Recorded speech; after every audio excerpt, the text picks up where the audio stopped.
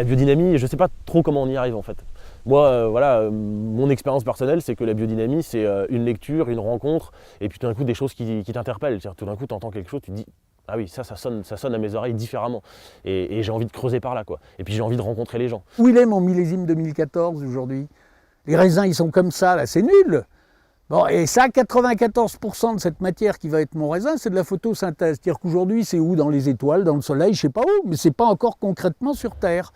Et la biodynamie, elle relie à ces forces qui vont matérialiser de l'énergie en terrestre. C'est pour ça que c'est une nourriture beaucoup plus saine pour la santé, etc.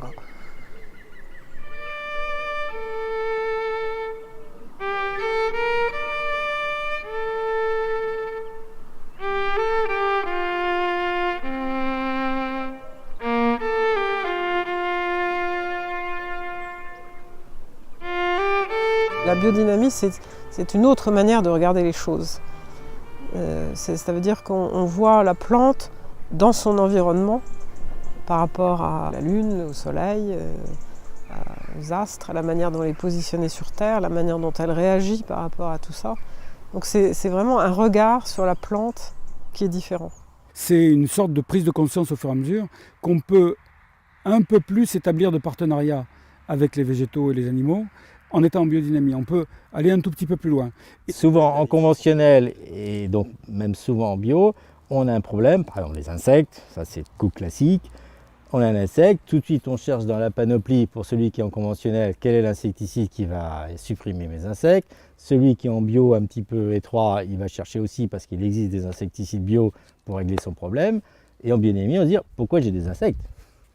Il y a 36 hectares ici, dont une très grande partie ne sont pas exploités, mais sont des paysages qui ont une importance très grande dans l'écosystème. Il y a des étangs, il y a un bras de Loire, il y a des landes, il y a des bois, et puis il y a des parties qui sont des prairies avec des bovins, et puis il y a les vignes. Ma mère avait toujours attiré mon attention en me disant que les chercheurs étaient étonnés qu'on ait si peu de problèmes avec les insectes, etc. Donc il y a un équilibre qui se crée. On a 72 espèces d'oiseaux différentes. Donc ce sont des petits prédateurs pour nos insectes. Donc on n'a aucun problème avec les insectes. C'est pas une question ici. On n'a pas besoin d'insecticides.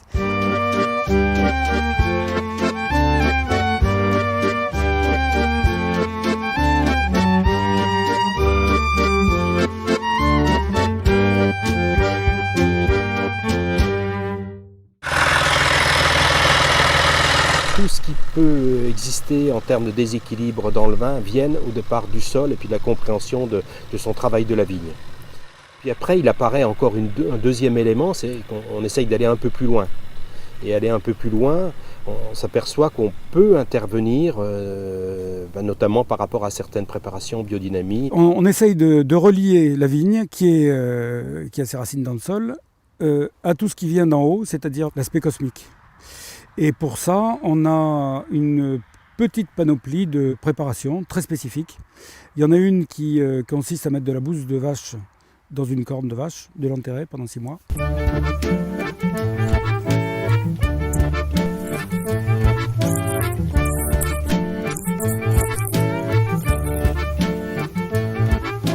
La corne, bien qu'elle soit coupée, elle continue à vivre. Hein. Et donc quand vous mettez de la bouse dedans, elle transforme la beurre, c'est-à-dire c'est un activateur de vie. Donc moi ce que j'avais fait quand j'avais démarré, parce qu'au début on est hyper sceptique quand vous voyez ça, j'avais fait la bouse dans la corne et un tas à côté, c'était un petit pot de rillettes, je me souviens, sans corne, et puis vous déterrez au printemps, je vais envoyer un labo.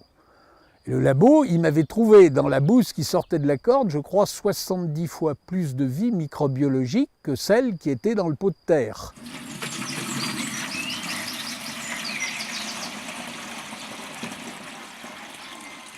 Mais c'est un autre aspect qu'on utilise, c'est l'aspect informatif. C'est-à-dire qu'on ne soigne pas ni un sol, ni une vigne, ni un animal avec de la matière, on le soigne avec une information. Pour prendre un exemple trivial, si vous conduisez sur la route, vous avez un panneau avec une courbe, vous savez, parce que vous avez le permis de conduire, qu'il va y avoir un virage, et donc il faut ralentir, sinon vous allez vous mettre dans le fossé. Et bien nous, c'est un peu pareil. On utilise des préparations que les végétaux reconnaissent parce qu'ils ont été faits avec les mêmes codes.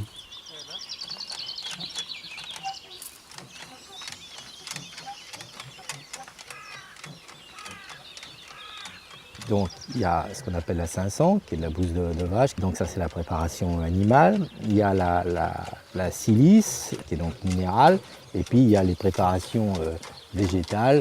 Donc ces trois types de préparations ont des fonctions différentes qui permettent dans tous les cas, c'est de stimuler la plante, l'environnement, le sol, etc.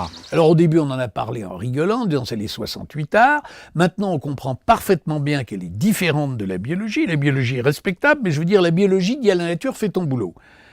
C'est-à-dire on n'interfère pas, on ne dérange pas. La biodynamie c'est beaucoup plus compliqué. On comprend comment tu fais ton boulot et on t'aide à faire les connexions pour que tu le fasses mieux. C'est-à-dire qu'on a amélioré l'acoustique de la vie. Il y a plus d'acoustique, comme un chant normal, bon voilà, il sort avec un type qui a une belle voix, vous le mettez dans une pièce qui résonne bien, la voix va exploser. Il y a des interactions permanentes de tout sur tout, donc des astres sur les plantes, des plantes sur nous, de nous sur les plantes, et tout ça, on avait complètement oublié tout ça. Alors c'est pas facile à appréhender, parce que ça fait une équation entre guillemets avec des milliers et des milliers d'inconnus, alors forcément, l'analyse pure et simple telle qu'on la connaît, ne sert plus à rien. Voilà, c'est une sensibilité globale au vivant qu'il faut retrouver. Si on arrive à intégrer ça, ça va beaucoup mieux.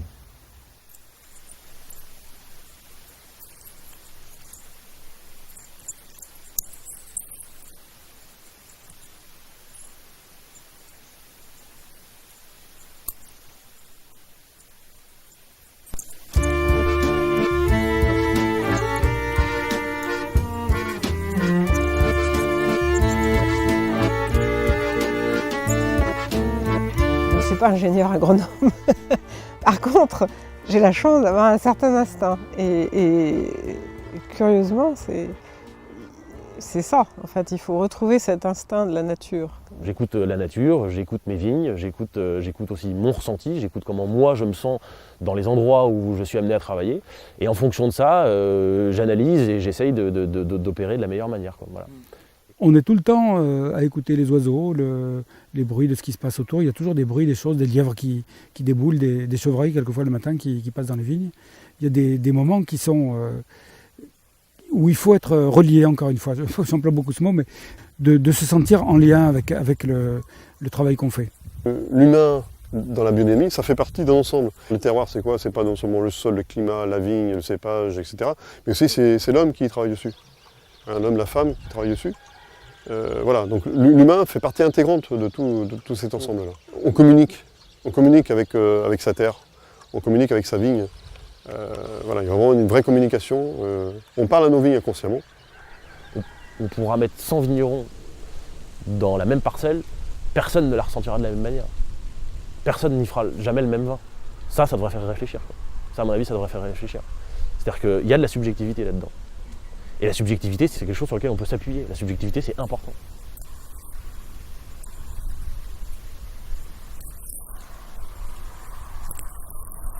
La biodynamie, c'est un de ses grands atouts. C'est d'être capable d'avoir l'humilité de dire on connaît une petite partie de son fonctionnement. Mais c'est très petit, c'est très très petit. C'est bien plus complexe que ce qu'on imagine. C'est pour ça qu'on a des pratiques qui, parfois, semblent un petit peu obscures. La 501, une pulvérisation qui serait censée aider la plante à se connecter à son environnement astral. Oui, bon, alors c'est sûr, vu comme ça paraît un petit peu obscur. En réalité, c'est simplement la sensation d'un homme qui se dit oui, mais moi, ma plante, c'est pas que des racines et puis quelques feuilles. Les feuilles, elles ont une forme, elles sont connectées avec leur environnement. L'air les a sculptées, les vibrations les ont sculptées, le soleil les a sculptées, la température les a sculptées. Autant de choses que j'ai bien du mal à percevoir, quoi. Mais qui sont là. J'ai envie d'ôter le mysticisme. Je considère simplement qu'on n'utilise pas nos capacités humaines à fond. Ça, je pense que c'est aujourd'hui une évidence, hein.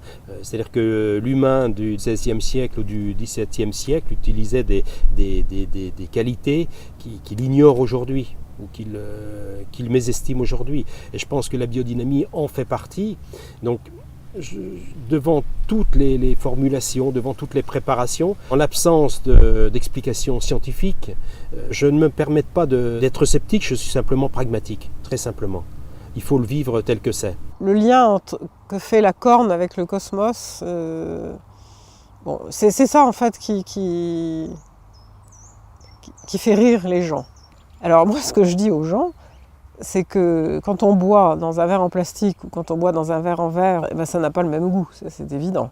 C'est évident que le contenant a une influence sur le goût, donc sur des molécules. Je ne comprenais pas grand-chose à la biodynamie il y a 5-6 ans de cela. Je comprends un peu mieux les choses parce que voilà, on l'a mis en application, mais je ne comprends pas tout. Je ne sais même pas comment ça fonctionne. Les planètes qui sont ici ou là, voilà, qui ont cette influence, qui ont une influence, ça c'est sûr. Mais je ne saurais pas dire pourquoi elles ont une influence, parce que Saturne est là, Jupiter est là, je ne sais pas, mais voilà. Et moi je préfère l'aborder d'une manière beaucoup plus simple, et en tous les cas avec le résultat dans le verre. La biodynamie, ce qu'il a lancé à 80-90%, c'est la viticulture. Pourquoi ? Parce que quand on goûte un vin et que vous amenez un produit qui a un vrai goût, le spécialiste il dit « Ah, ça, c'est vraiment bien, ça me plaît ».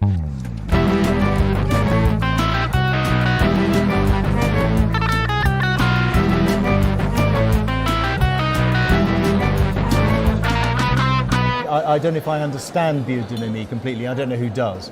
But I think that if you understand that the seasons and the moon and various things actually have an effect not only on us but also on vineyards, it makes sense. But I think also if you walk through a biodynamic vineyard, you can see that it's a vineyard with life.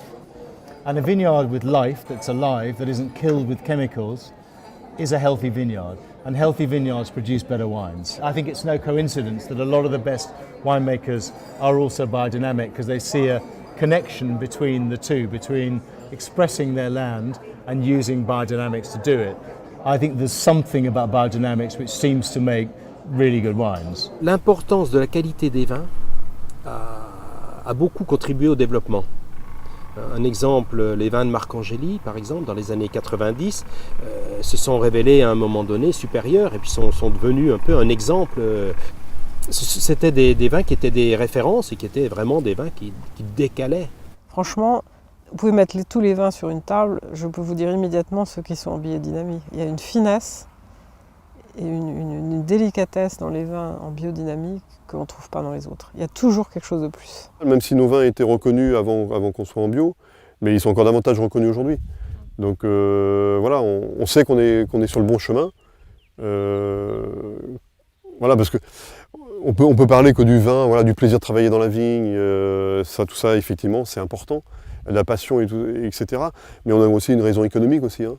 Voilà, on est une petite entreprise, on est quand même 13 équivalents temps plein hein, sur le domaine, 13 à 14 équivalents temps plein. Avoir un vignoble en agriculture biologique ou en biodynamie, ça ne veut pas dire nécessairement des tout petits rendements. Donc on fait des rendements modérés, assez faibles sur nos belles cuvées, mais après sur des cuvées un peu plus génériques, les faibles rendements ne sont pas synonymes de qualité, puisqu'on cherche à faire sur des rosés ou sur des rouges qui est destiné à la grande distribution, quoi, aux grandes et moyennes surfaces. C'est des vins légers, sur le fruit gourmand, frais, voilà, pas nécessairement très structuré, très riche. Et ça, des petits rendements, on n'arriverait pas à faire la même simplicité de vin.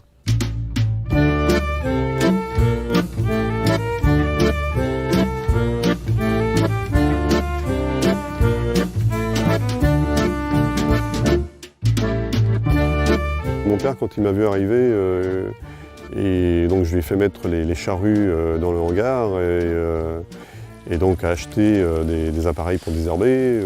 Il était sceptique, quoi. Après, bon, voilà, c'était comme ça, quoi. Hein. Il fallait changer les choses et donc il n'a pas été contre non plus. Mais bon, il aurait mieux valu qu'il soit contre et qu'on ne change jamais. Mais quelque part, je me dis c'est bien finalement qu'on soit passé par là aussi. C'est pas bien pour nos sols, c'est pas bien pour les vins qu'on a produits non plus hein, et qu'on a fait boire. Hein, voilà. Mais c'est bien pour nous parce que on n'a pas toujours été dans ce système bio et je pense que les domaines qui ne sont pas encore en bio, qui sont presque en bio, eh bien on arrive à leur montrer que c'est possible. Les gens suivent un système. Souvent les anciens peuvent parler assez facilement de la raison pour laquelle ils ont pu désherber, mais ça leur a changé leur vie, utiliser ce fameux Roundup. Donc ça, il faut aussi les respecter par rapport à leur histoire. Il faut que ces gens-là puissent revenir et puis faire partie de ce métier commun.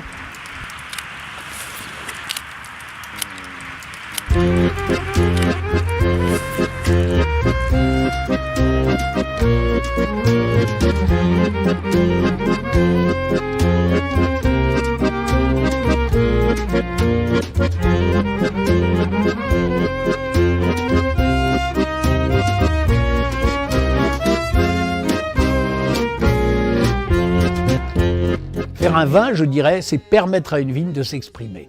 Qu'est-ce que c'est que faire un vin dans les 30 dernières années? C'est l'inverse. C'est absolument effarant. C'est-à-dire on met des produits, 1, désherbants, qui cassent le lien au sol, 2, systémiques, qui cassent le lien à la climatologie, 3, au cellier, on a le droit légalement, ce qui est honteux sur le plan de la grandeur des appellations contrôlées, de foutre je ne sais pas combien de cosmétiques qui agissent en chirurgie esthétique et qui tentent de réparer ce drame, c'est vraiment un drame de l'agriculture moderne, et on n'a même pas le droit de le dire aux clients.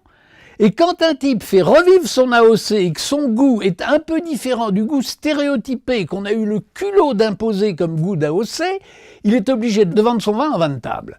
Alors je veux dire, là on a envie de dire aux officiels, si vous n'êtes pas totalement corrompus, si vous n'êtes pas totalement soumis à des lobbyismes, libérez l'agriculteur de ces tyrannies. Sans ça, votre métier n'a plus de sens. Aujourd'hui, on vit un véritable mouvement de changement.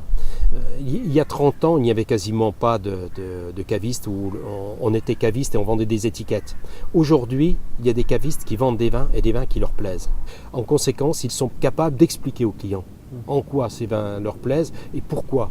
Alors inévitablement, l'explication bio ou biodynamie revient souvent. Il y a une soif d'autre chose. La jeunesse découvre qu'elle a été tellement baratinée que brutalement il dit vous êtes gentil, c'est pas pour moi, je veux autre chose. Donc actuellement on assiste à une lutte de quoi?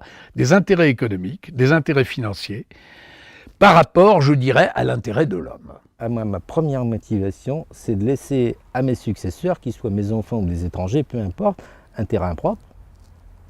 Ça, c'est ma première motivation, parce que je crois que l'histoire jugera très très mal notre période, là, des années 50 à aujourd'hui, je ne sais pas quand, l'évolution de l'agriculture. Là, pour moi, ça, on laisse à nos successeurs là, un cimetière. Et ça, sur le plan conscience, pour moi, c'est insupportable. Quand on est sincère, je pense que on est mieux avec soi-même, on est plus à l'aise avec soi-même, on est tranquille avec sa conscience. Et à partir du moment où on a une sincérité avec nos vignes, on a une sincérité avec nos terres, on a une sincérité avec nos vins, on est sincère jusqu'au bout de la chaîne, quoi, jusqu'au consommateur qui boira nos vins.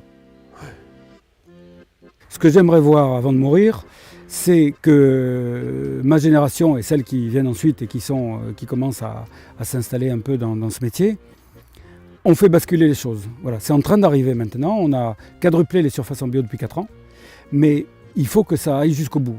Quand je dis quadruplé, ça paraît énorme, mais on n'a encore que 8 ou 9%. C'est encore relativement faible. Mais ceci dit, ce mouvement de quadruplement, c'était totalement inenvisageable il y a 5 ans. Donc le train est lancé. Il faut maintenant regrouper le maximum de gens pour qu'ils fassent ça, parce que le but, c'est de ne plus empoisonner ni la planète, ni les sols, ni les consommateurs. Et je pense que pour ma génération, c'est assez important, et là-dessus, je suis plutôt optimiste, parce que je crois que c'est en train d'évoluer. Je crois qu'on est en train de redonner du sens au travail. Et le sens, c'est pas le nombre de chiffres sur la fiche de paye, quoi. Voilà. On n'a jamais la garantie d'avoir un emploi, on n'a jamais la garantie d'avoir un salaire. Il y a un glissement de société, et à partir du moment où on n'a pas les deux, on est obligé de retrouver une valeur fondamentale, c'est la qualité du travail et le bien-être au travail. Il y a une éthique qui se met en place, et ça vraiment, moi je trouve que c'est le grand renouveau de la viticulture sur ce point-là.